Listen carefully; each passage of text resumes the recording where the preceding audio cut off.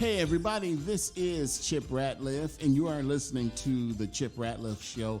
Actually, you're listening to the inaugural version of the Chip Ratliff Show, which I'm really excited about. I don't think I had too many reallys in there, so I'm going to add a couple of more. Really. This is the first one, the inaugural one. If you don't know what inaugural is, that means the first one. Understand what I'm saying? We're throwing a lot of education on your people today.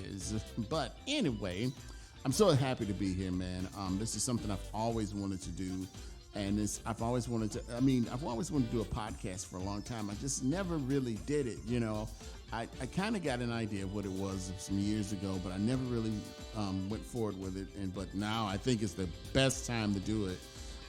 Just to, you know, practice my purpose, and it's one of my mottos, to practice my purpose, and it's my organization, Practice Your Purpose. It's where we teach people to move forward with their purpose and to find their purpose. And you know, I'm working on the organization to, you know, give people the, you know, incentive and the tools to move forward with their purpose. And, you know, I'm really excited about that as much as I'm excited about this. And there's going to be no format, really. I mean, I'm a musician and things like that. I mean, you want to check my stuff out. It's www.chipratliff.net. But, man, there's no real format. We do interviews, talking, and things like that. And the first guy on here, I'm really excited. He's a great friend of mine, and he's actually the saxophone player that you're listening to right now. So, without further ado, I am honored to have as my guest today, what can I say about this guy? He, let's see, correct me if I'm wrong, Chris, your last few CDs have had Grammy nomination mentioned in there. Yeah. You have a plethora of material. Your last, has it one or two CDs? It got 4 to 4.5 stars in Downbeat magazine. Yeah, or at least the one Music Appreciation got 4.5, and the current one got a really good review. Okay. And you are also the future Emperor of Evanston. Now that much is true.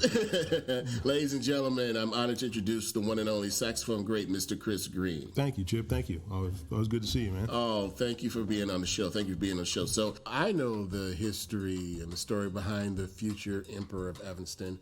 Now, can you share with us the story behind that? Well, yeah. Okay. So it's funny. It's kind of taken on, the name has kind of taken on almost like James Brown was Soul Brother #1 and the hardest working man in showbiz.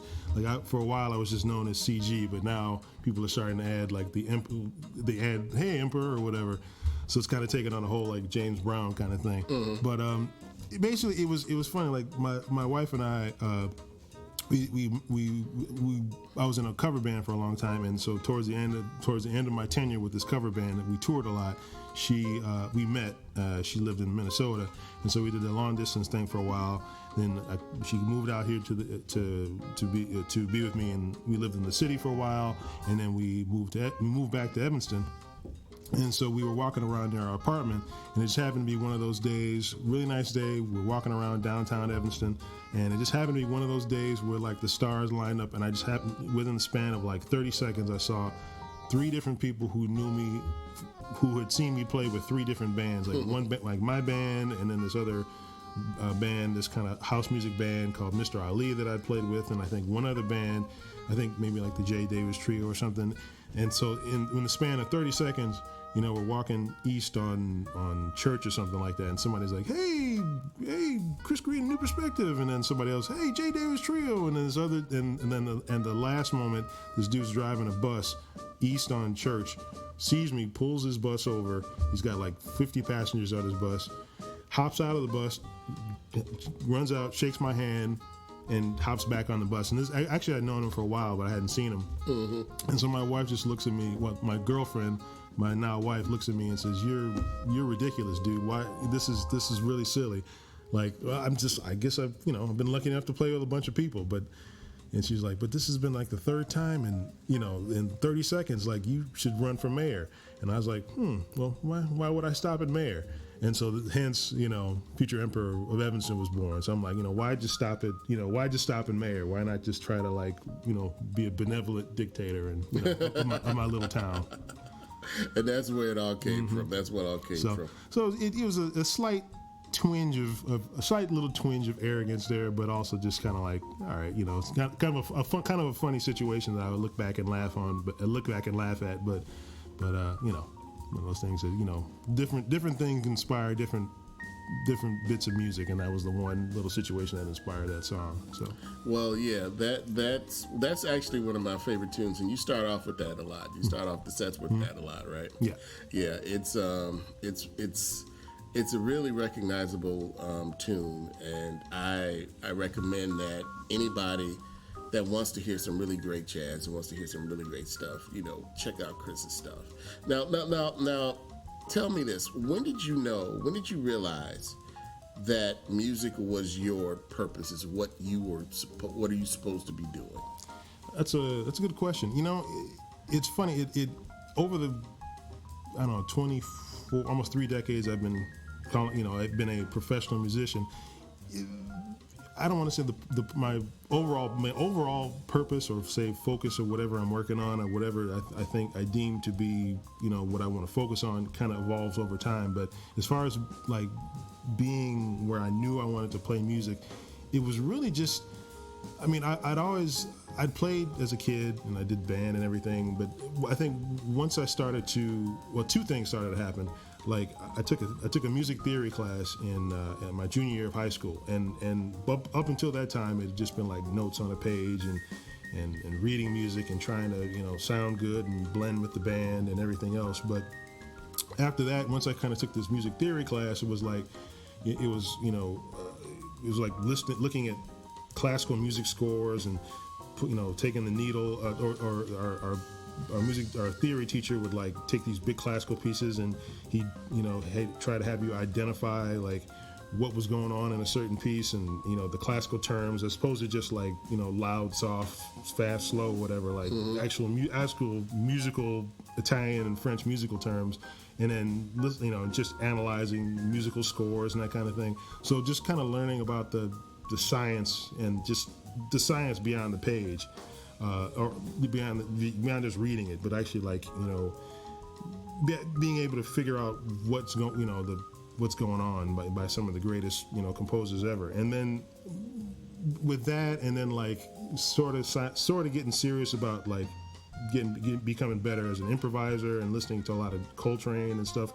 Because before that time, and I still am a huge, like we talk about this all the time, I still am a huge Prince fan and funk fan, but right. and R&B and hip hop and stuff, the stuff that I was listening to. But then it was just kind of like this whole other world of like this, what I thought was old man music suddenly became not, still didn't understand it at 17, 16, 17, but it was one of those things where I could see myself doing that. And even then it was like still a hobby, still something I was interested in.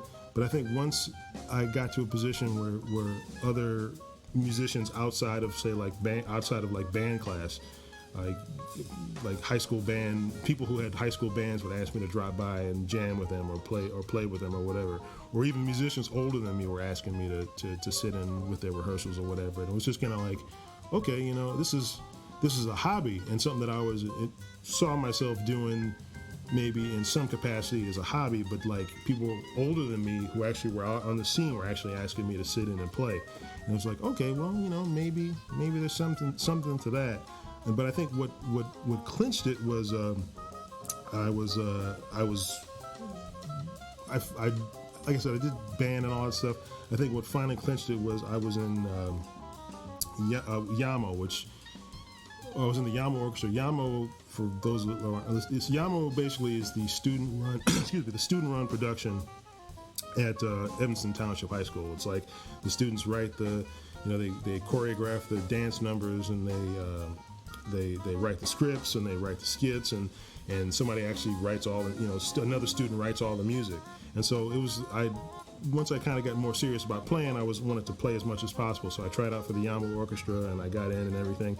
And the YAMO Orchestra was always kind of like the workhorses we were kind of like the Rodney Dangerfields of the thing. We didn't really get the respect. We didn't right? really, we were just respect. right. We didn't get that respect. We were just kind of show up and play and just kind of support the actors and everything. But there happened to be a really, really good band at the time, so that was actually really cool.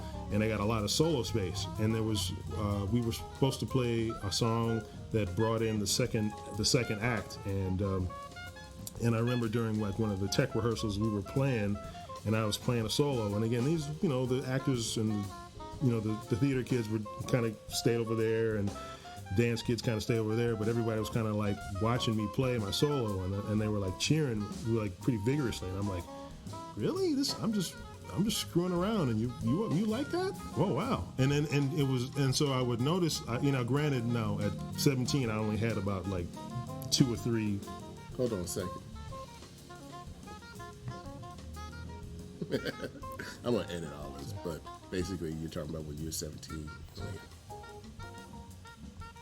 Okay. So, granted, when you're 17 years old and you just finally realize that you want to be a jazz saxophone player, I only really had about 2 or 3 passable licks on the saxophone, and so I would work those licks like nobody's business. But I was obviously adept enough to work them enough that these people that really didn't pay a lot of attention to me were like cheering me on during rehearsal.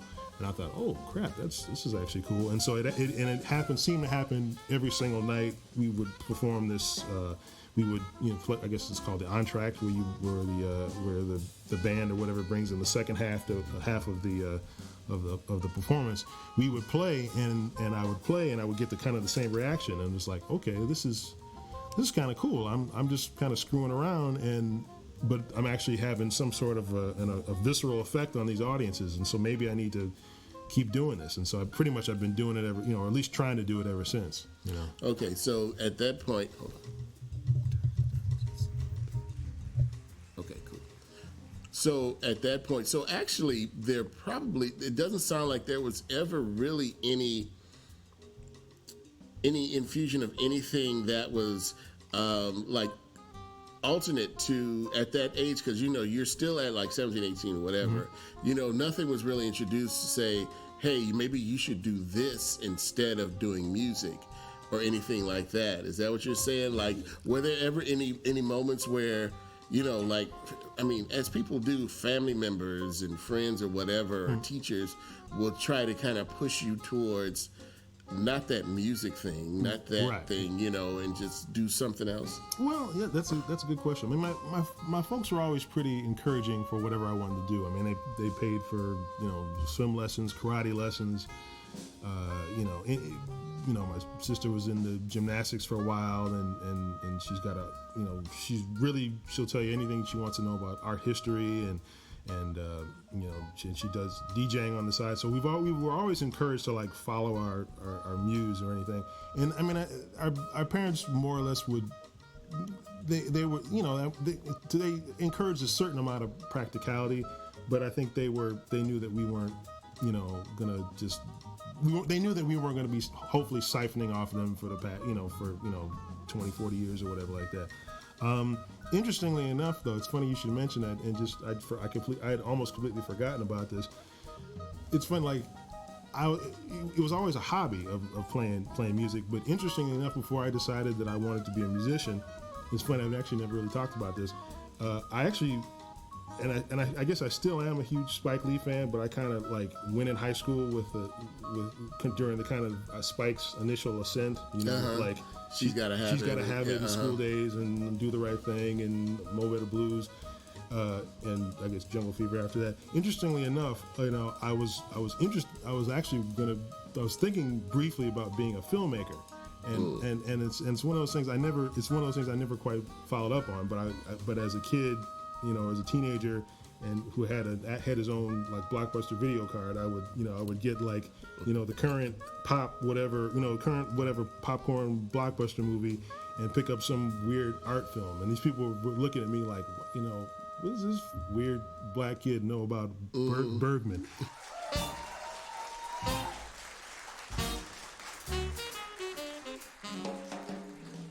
So my parents were always encouraging, and fortunately I lived in Evanston, So there's plenty.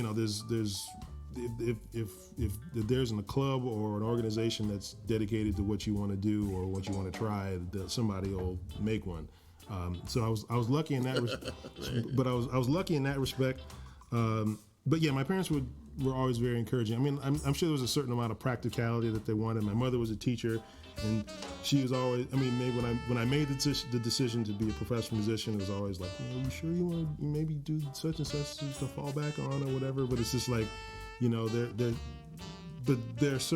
then there's just you just know. I mean, and you just know, And as far as like knowing, kind of bring it back to what you're talking about, like I knew that at least back then, I didn't know to what degree I would be playing or whatever, but I knew before I took the theory class and before I joined the Yama Orchestra, I knew that music was going to be in my life somehow. Once I did that and started listening to jazz and took the theory class and everything, it's like, okay, I at least want to be able to be in a position where I can play, and then I want to make it my focus. And so after that, it was like checking out music schools and seeing if I was good enough to get in, and then I got accepted at Indiana University in Bloomington, and then there we go. Well, that's cool because you did have a family to support you, and a lot of us, we don't, it's great to talk to somebody who actually has that, and it's great because even from a standpoint of, let's say, if somebody's listening to this who has a kid who is really great at what they do, art, with arts and music or whatever, encourage it. Mm-hmm. Don't try to cut it off. There's always that, as parents, because, I'm a parent. Right. I've got a son that's a theater major at U of I. I've got a daughter who's a great artist herself, a painter. But, of course, there's that side of me that says, maybe y'all need to get a job, that kind of thing. So, and as a parent yourself, I'm pretty sure, you got a young son, but I'm sure when you get up to that point, especially all the things you've learned and experienced in music, you're probably going to be like, maybe you should be orthodox or something like that. Right. It's funny, the practicality, it's weird. Like, even if you,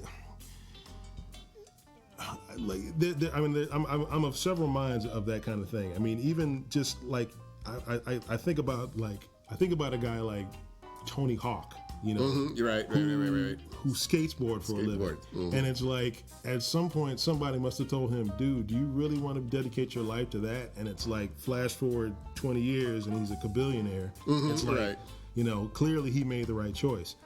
I think, if you go into anything, obviously you need to have the realities of making a living and all of this stuff, they can't be denied. I got to provide for my family and pay bills and fund projects and that kind of thing.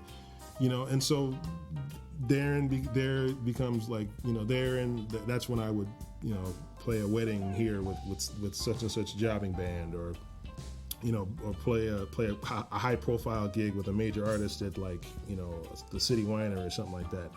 And it all kind of tends to, the practicality part. That's where that's where both as I like to think a creative artist and just maybe, I guess, utilitarian, is that the word I'm thinking of, where you want to be versatile and play in different situations or whatever. Mm-hmm. But again, I never really think about, like, I can make a great deal of money by playing a bunch of, like, different styles every night. It works out where I've got my finger in several different pies and work in several different circles, and so it always keeps the phone ringing. But it was never. I never look at it as like a hustle that I can play with a funk band one night and my band another night, and then this band another night. I never look at it like, I'm gonna make a living doing that. I think with anything, if you're true to the spirit of playing music and trying to be better as a musician, I think the rest of this stuff, the stuff that parents worry about, making a living and all that stuff, I think that stuff, I think it works itself out. maybe it's a little idealistic, but I think it tends to work itself out. I mean, like I said, my mother wanted me to be she would kind of gently nudge me into like, maybe you should be a teacher or be a band director or whatever. Like, and there are wonderful band directors I know who are in addition to, you know, working 5 days a week and, you know, during the day and planning lesson plans and writing arrangements and working for grants and everything. I mean, there are people that are marvelous musicians, and they somehow have enough left over to be really, really inspiring band directors. I mean, I wouldn't be where I was without like the many band directors I had that certainly inspired me. But you know, like, it just kind of comes back to your purpose. Like, my purpose isn't, you know, being in the classroom. Like, I've done clinics with my band and like master classes with musicians and saxophonists in high schools and stuff. But it's just never been my focus to do that. And I think it kind of comes back, like, there are people who will take a teaching job just to make money, and it's like you can kind of tell if their heart's not in something, that, you know, they probably shouldn't be influencing young minds if they have the mindset of like, this is just a job. It's like, I think anything you do, you should do because you have a passion or feel or aptitude for it, you know. And just if you want to teach, you should by all means teach, because there are some people who are marvelous musicians who are also great educators. I think I'm a good educator to a certain extent, but not like inspiring 50 to 80 musicians in front of me to play in tune.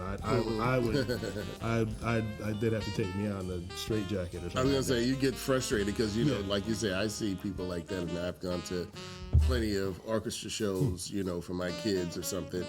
And I'm standing up there and I'm like, that sounded great, and I know it took forever because I know some of these kids that are in this band. Oh yeah. And I know that they are knuckleheads. They don't listen, and I'm sorry, they just are. And I'm like, absolutely. And I was a hard head too. I mean, you know, I was, even at 16, 17, when I was ostensibly serious about playing music, I still was a little knucklehead, know-it-all, whatever. You know, I would play my part, you know, play what I was supposed to play.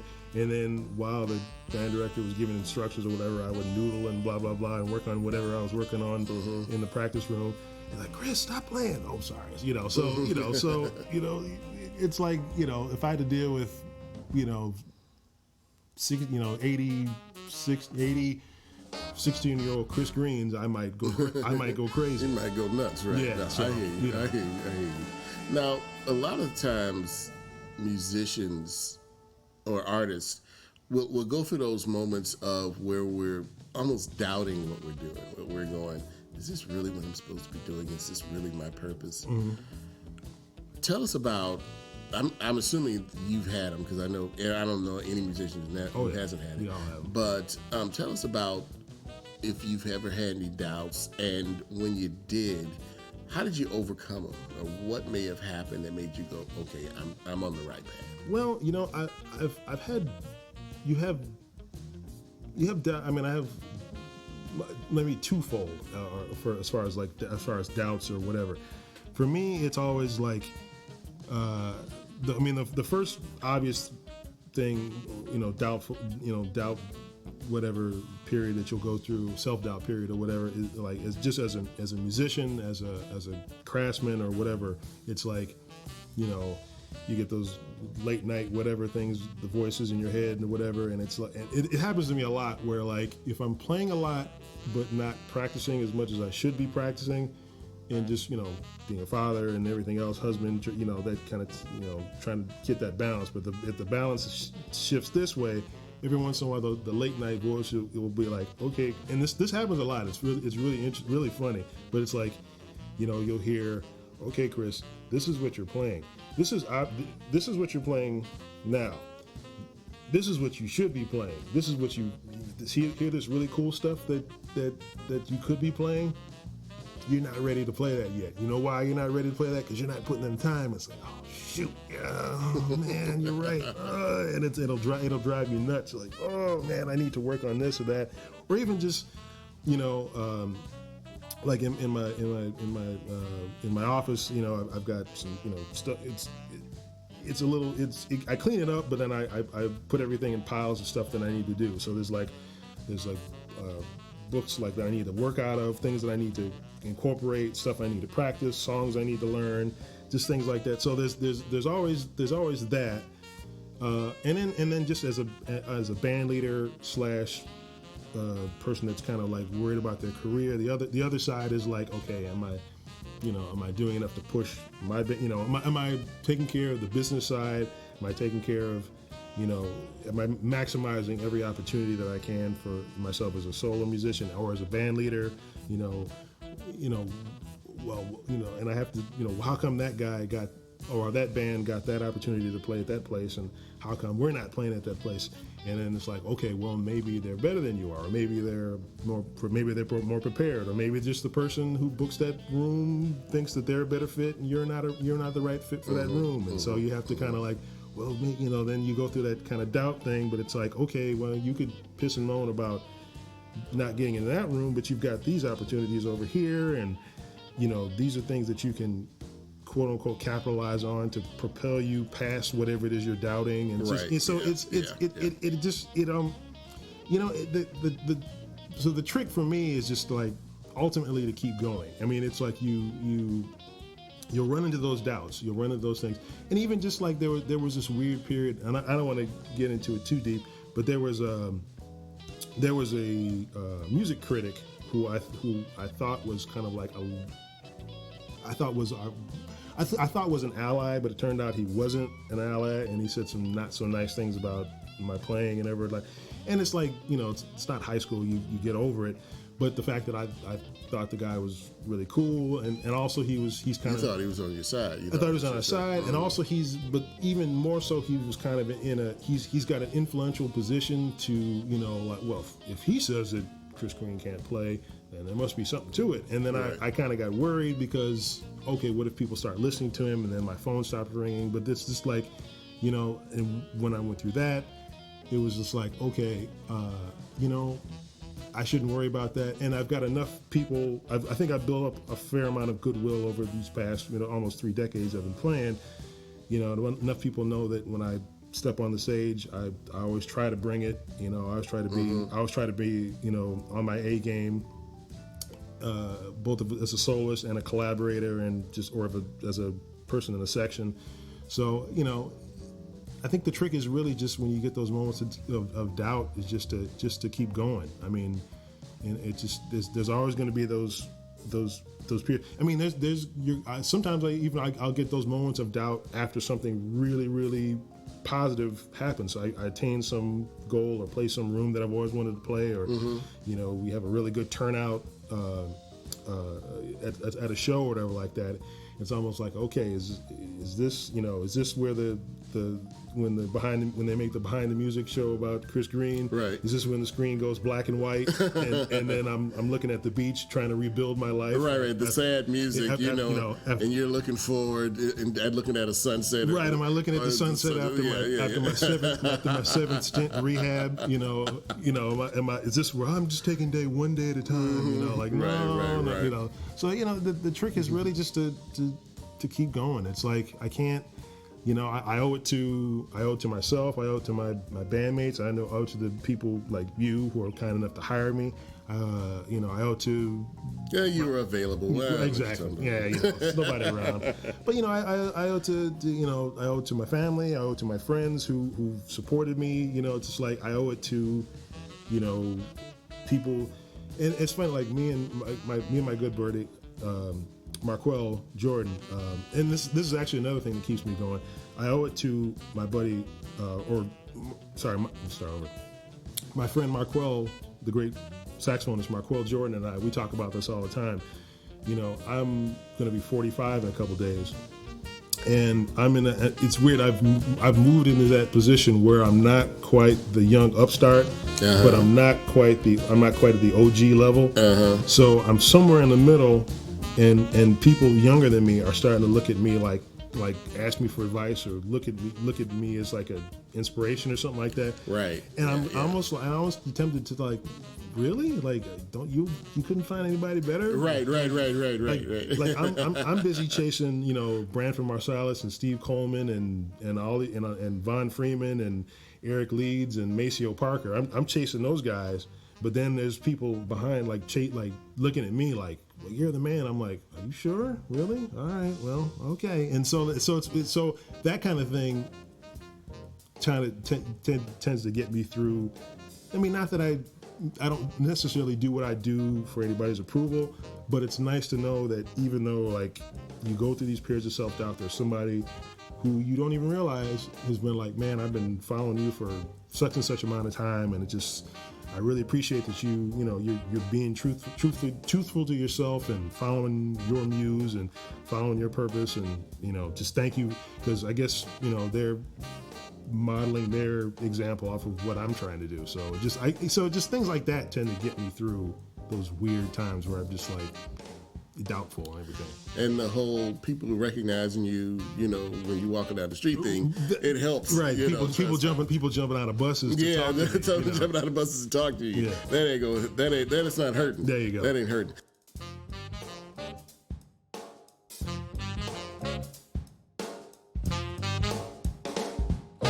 From what I'm hearing, like, you don't really have any regrets about going down the path that you've gone as far as musically and things like that. Now, let me ask you this. Now, you did say something, and I think we've talked about it before, but I think it'd be interesting for people to understand why you went the path of jazz versus, let's say, Chicago. Chicago's great for jazz too, but blues or trying to be the next, like you said, Maceo or right. Eric Leeds or something like that. One of the things that made me say, I want to work with Chris Green is because you have your own distinct sound. You have your own distinct feel. When I hear you, like, let's say, when you and Marquell, who is awesome talent, right. hopefully I'll have him on the show soon, but awesome talent, saxophonist and vocalist and things like that, and performer. When I hear you guys on which song is it that you guys did together? I forget the name of it. We did the Crossover Appeal. Great song. I know who's playing. Right. I know who's playing when he's playing, and I know you're playing. When I wanted you on my CD, I said I didn't want somebody who was going to sound like Maceo Parker. I didn't want somebody who was going to sound like Eric Leeds. I didn't want somebody who was going to sound like Kenny G. Right. I wanted Chris Green. I wanted Chris to do what you do, because you asked me when you were doing one of the tunes, and you were asking me, okay, who do you want, Maceo or Eric Leeds? And I'm like, I want Chris. I don't want them. Right. I want you to play like you. That's why I got you. Right. And that's one of the things that, I think that it typifies, it personifies somebody who's doing the right thing, because they're making their own way and they've got their own sound. Right. You don't sound like somebody else. And and that may have been one of the problems with the person you're talking about, and I know who you're talking about, but the other person you're talking about, maybe he was expecting you to sound like somebody, as opposed to you sounding like you, and he didn't quite know how to take it. Right. That could be. I mean, yeah. Well, thank you. As far as sound like it's. Actually, wow, you gave me a lot to unpack. As far as Chicago being, like following the path. One thing I always like, a lot of like my idols, the people you just mentioned, like the Maceo and Branford and Eric Leeds. Certainly, the thing that I get out of those three guys is that you can drop them in any situation, and they're gonna kill it, and B, they're gonna sound like themselves, but they're gonna, but it's never like they got a bag of tricks that works in all situations. It's more that they're such complete musicians that they can, and they've listened to gazillions of styles of music and listened to thousands of hours of recordings, that they can latch on, or they can organically kind of insinuate themselves in any situation.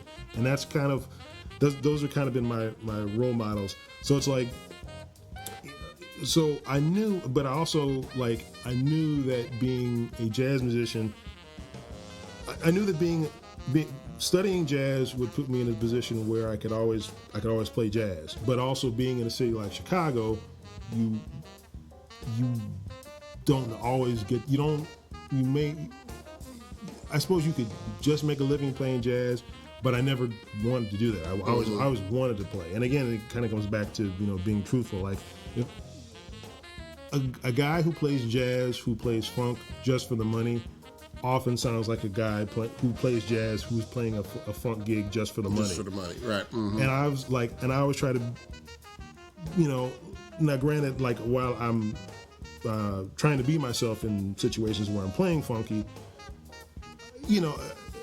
I'm being myself, but all these other influences are filtered through me. So it's like, the Macios and the Eric Leeds, even though I'm not consciously trying to sound like them, I'm maybe trying to think like them.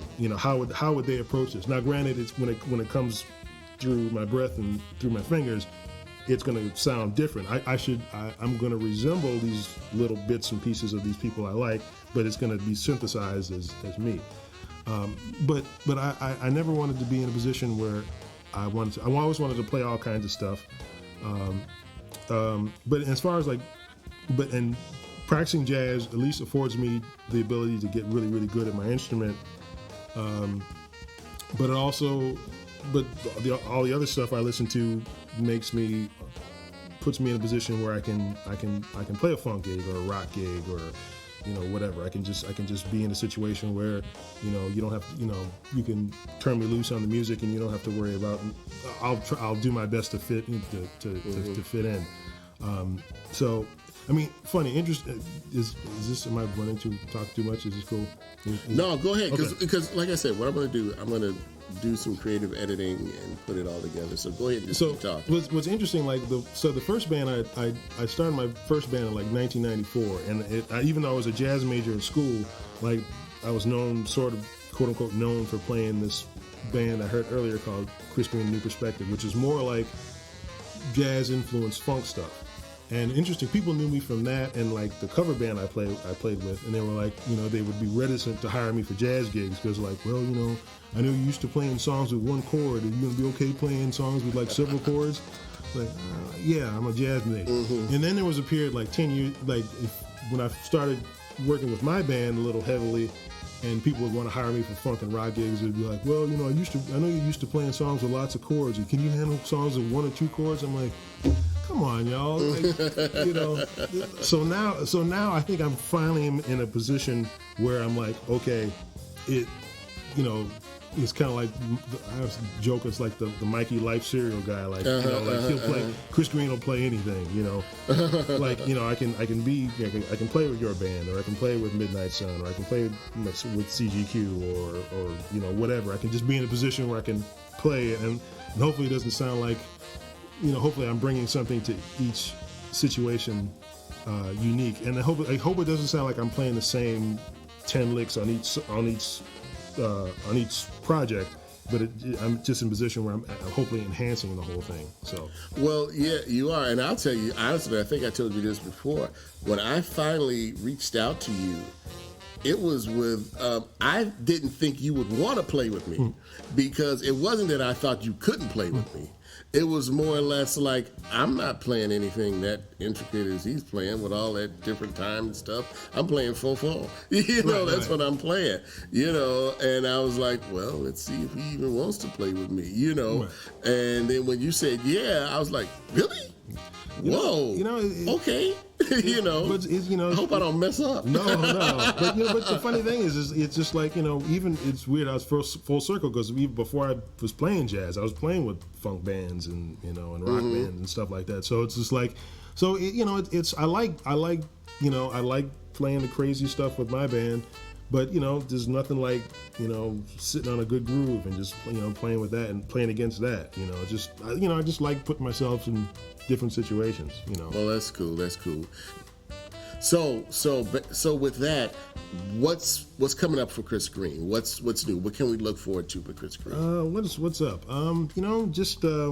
Well, I mean, we're at Andy's Jazz Club on Mondays at 9:30, at least to the end of the year, at least to the end of 2018, and then we'll see. Hopefully, they'll keep us going. But it's been going great. Like, we've been playing, and we've had a bunch of guests come by and play and sit in. So it's becoming a nice little hang, and so hopefully that'll continue. Beyond that, we're kind of slowly formulating plans for the next couple of releases. Got a couple ideas. I want to work towards a lot more. I'm looking at more. I don't want to give too much away, but I'll say that I'm trying. We won't tell nobody. Right, exactly. What I will say is that we, like, for instance, the last album, Boundary Issues, we had, for the first time, we had like special guests. Like, we had my friend Julio Davis. He did that kind of the voiceover, DJ voiceover on Here to Help. Had my guy Marquel Jordan. We mixed it up on that crossover appeal. We had Jovia Armstrong, wonderful percussionist. She sat in on a couple songs. Had my guy Isaiah Sharkey. He played guitar on a couple songs. So I will say that I might want to continue that spirit of let's say music scene community outreach. Okay. So just more, but the release, what I have in mind has to do with kind of like almost like a reciprocal kind of thing, like basically taking, I'll say taking some songs by some people, some fellow band leaders around here that I like, and interpreting their music, and then maybe letting those same band leaders interpret some of our songs and see what they come up with. So that's kind of one of the ideas that we have, and then beyond that, just playing around town and hopefully doing some few out of town gigs here and there, and just keeping it going. Cool. And thank you again, Chris Green, for being my first interview on the Chip Ratliff Show. Now, I'm going to let everybody in on a little bit of a secret here. That interview was actually recorded a little while ago. You hear him talking about being at Andy's. This was actually done a little while ago before everything shut down, for, the reason. I don't like to mention that reason here. I just don't like it. But anyway, everybody knows about it. But nonetheless, this was recorded back then. But if you want to find out more about Chris Green and the Chris Green Quartet, go to www.chrisgreenjazz.com, and that's Chris, C-H-R-I-S, Green, G-R-E-E-N-E, Jazz, J-A-Z-Z.com, Chris Green Jazz, all one word, .com. And I love that he was here. And I want to give you a rundown of the tunes that you've actually heard this evening, heard today, if you're listening. The Future Emperor of Evanston was the first tune you heard after the intro song, and that was by Chris. And you heard us talking about that one. Talking about what that was all about. And let me see. The next one was Nika's Dream. Then we had Blues for Blues for Dr. Fear. Yeah, Blues for Dr. Fear. That's one of my favorite ones. Here, I'm thinking next one is Crossover Appeal. That's the one with the two saxophonists, and you hear him at the end. They just going at it. That's him and Marquel Jordan, who you hear him talking about. Another great artist, which I'm looking forward to having on the show sometime soon. And I think the last one is Here to Help. And that's what you're hearing right now. So with that said, if you want to hear more about me, like I said, chipratliff.net. No shows coming up, but be ready for the next podcast coming up soon. And I really hope you enjoyed yourself. And what I'm going to do is let you listen to this music and let it go on to take the show out. And with that said, thank you, everyone. Peace. Keep yourselves healthy. Take care of yourselves, and hopefully we'll be back together real soon. All right? Take care now. Peace.